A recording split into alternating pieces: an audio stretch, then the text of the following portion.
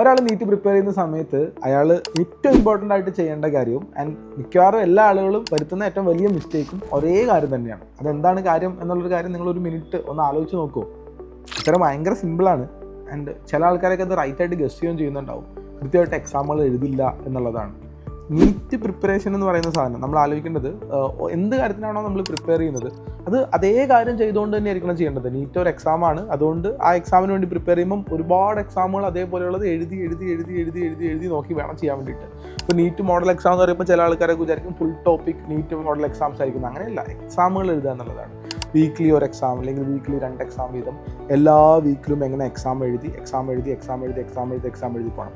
അതിന് പഠിച്ച് തീർത്തിട്ടല്ലേ sir exam എഴുതേണ്ടത്, പഠിച്ച് തീർക്കാതെ എക്സാം എഴുതിയിട്ട് വല്ല കാര്യമുണ്ടോ എന്ന് ചോദിക്കുന്ന ആൾക്കാരുണ്ട്. അല്ല, ഓരോ എക്സാം വരുന്ന സമയത്തും എക്സാമിന് വേണ്ടിയിട്ട് എത്രത്തോളം പ്രിപ്പയർ ചെയ്യാൻ വേണ്ടി പറ്റുമോ അത്രയും പ്രിപ്പയർ ചെയ്യുക, എക്സാം എഴുതുക. ആ അടുത്ത എക്സാം വരുമ്പോൾ വീണ്ടും എത്രത്തോളം പ്രിപ്പയർ ചെയ്യാൻ വേണ്ടി പറ്റുമോ അത്ര എക്സാം എഴുതുക, അത് ചെയ്യുക. മിക്കവാറും എല്ലാ ഇൻസ്റ്റിറ്റ്യൂട്ടുകളും എസ്പെഷ്യലി ഡോപ്പയിൽ നമ്മൾ ചെയ്യുന്നത് എങ്ങനെയാണെന്ന് വെച്ചാൽ ഒരേ ചാപ്റ്ററിന് തന്നെ മൾട്ടിപ്പിൾ എക്സാമുകൾ സെറ്റ് ചെയ്യും. ഇപ്പോൾ ഈ വീക്കിൽ ഒരു ചാപ്റ്ററിൻ്റെ എക്സാം ഉണ്ടെങ്കിൽ ഒരു 1-2 മാസം കഴിഞ്ഞ് കഴിയുമ്പോഴത്തേക്കും വീണ്ടും അതേ ചാപ്റ്ററിൻ്റെ എക്സാം വരും. വീണ്ടും ഒരു മാസം കഴിഞ്ഞ് 1-2 മാസം കഴിയുമ്പോൾ വീണ്ടും അതേ ചാപ്റ്ററിൻ്റെ എക്സാം വരും. അങ്ങനെ ഒരു 3-4-5 മാസം കൊണ്ട് മുഴുവൻ സിലബസും കംപ്ലീറ്റ് ചെയ്തതിന് ശേഷം വീണ്ടും അടുത്ത റൗണ്ട് വീണ്ടും തുടങ്ങും. ആൻഡ് റിവിഷൻ ആയി കഴിഞ്ഞ് കഴിയുമ്പോഴത്തേക്കും ഒരേ ചാപ്റ്ററിൻ്റെ എക്സാം ഒരു 100 തവണ 120 തവണയെങ്കിലും വരും. സോ ഇങ്ങനെ ഓരോ തവണ പഠിക്കുമ്പോഴും കുറേശ്ശെ വെച്ചിട്ട് നമ്മൾ ഇമ്പ്രൂവ് ചെയ്ത് പോയാൽ പോലും എല്ലാ എക്സാമും എഴുതാൻ വേണ്ടിയിട്ട് ഓരോ എക്സാമിന് മുന്നേ അതിൻ്റെ ചാപ്റ്റേഴ്സ് സ്ട്രോങ് ആയിട്ട് പഠിച്ചിട്ടുള്ള ഒരു ശീലമുള്ള ഒരാളാണെന്നുണ്ടെങ്കിൽ ഒബ്വിയസ്ലി മൾട്ടിപ്പിൾ തവണ പഠിച്ചിട്ടുണ്ടാവും എന്നുള്ളതാണ്.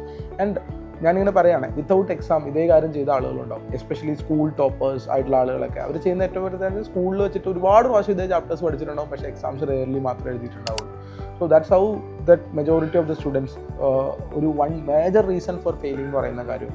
സോ ബേസിക്കലി ആലോചിക്കുക, നിങ്ങൾ പ്രിപ്പയർ ചെയ്യുന്നുണ്ടെങ്കിൽ എക്സാം എഴുതുന്നുണ്ടോ ഇല്ലയോ എന്നുള്ള കാര്യം ആലോചിക്കുക. റിപ്പീറ്റ് ചെയ്യാനൊക്കെ ജോയിൻ ചെയ്യുന്ന ആൾക്കാരാണെങ്കിൽ ഡെഫിനറ്റ്ലി റിപ്പീറ്റ് ചെയ്യാൻ ജോയിൻ ചെയ്യുന്ന ഇൻസ്റ്റിറ്റ്യൂട്ടിൽ ടോപ്പയിൽ എല്ലാ മൺഡേയും എല്ലാ ഫ്രൈഡേ എക്സാംസ് ഉണ്ട്. ഓരോ ചാപ്റ്ററിനും ക്ലാസ് കഴിഞ്ഞാൽ PCTs ഉണ്ട്, ക്ലാസ് പ്രാക്ടീസ് ചെയ്ത് കഴിഞ്ഞാൽ വീക്ക്ലി എക്സാംസ് ഉണ്ട്, മന്ത്ലി എക്സാംസ് ഉണ്ട്, മന്ത്ലി റിവിഷൻ എക്സാംസ് ഉണ്ട്, മൾട്ടിപ്പിൾ എക്സാംസ് ആണ്. ഒരു മാസത്തിൽ തന്നെ 10-24 എക്സാമുകളോളം നമ്മൾ എഴുതേണ്ടി വരും.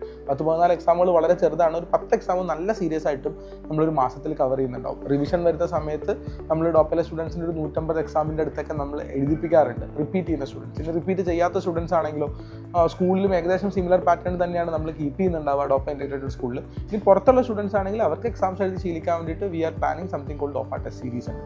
ഡോപ്പ ടെസ്റ്റ് സീരീസിനകത്തും ഇതേപോലെ ഇത്രയധികം ഇൻറ്റൻസിറ്റിയിൽ തന്നെ എക്സാമുകൾ എഴുതി പോകാൻ വേണ്ടിയിട്ടാണ് വിചാരിക്കുന്നുണ്ടാവുക. So one simple advice how to prepare sir ഒറ്റ ഉത്തരേ ഉള്ളൂ, എക്സാമുകൾ റെഗുലറായിട്ട് എഴുതി പോകുക എന്നുള്ളത് മാത്രമാണ്.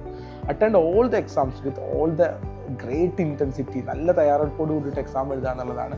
Will definitely achieve. Will see.